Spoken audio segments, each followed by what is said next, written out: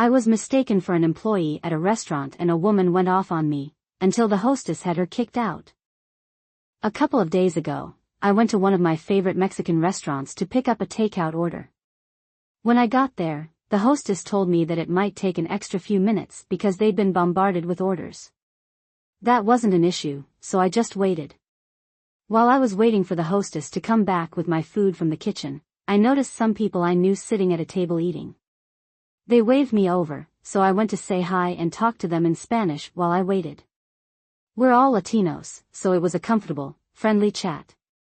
Next thing I knew, I heard a woman say, "Excuse me, excuse me." It took me a minute to realize she was talking to me because I looked around and didn't see a waitress. I made eye contact with the woman and asked, "Is there anything I can help you with?" She rolled her eyes and replied, "Yes, I've been standing here for 10 minutes, and you refuse to even acknowledge me. I want a table for me and my friends." I told her that I didn't work at the restaurant, but she refused to believe me. "I just saw you talking to seated customers, and you clearly look like you work here," she snapped. Mind you, I was dressed in jeans, a sweater, and a mask, nothing resembling a uniform. I firmly told her again that I didn't work here and to leave me alone. I then turned away from her just as the hostess came back from the kitchen. This is when she started. "I was mistaken for an employee at a restaurant and a woman went off on me, until the hostess had her kicked out." Part 2. This is when she started yelling. The hostess rushed over and asked what was going on, but the woman immediately started accusing me. "You had this rude," she said, stopping only to call me a racial slur. Everyone in the restaurant froze when they heard what she said. It didn't bother me, though.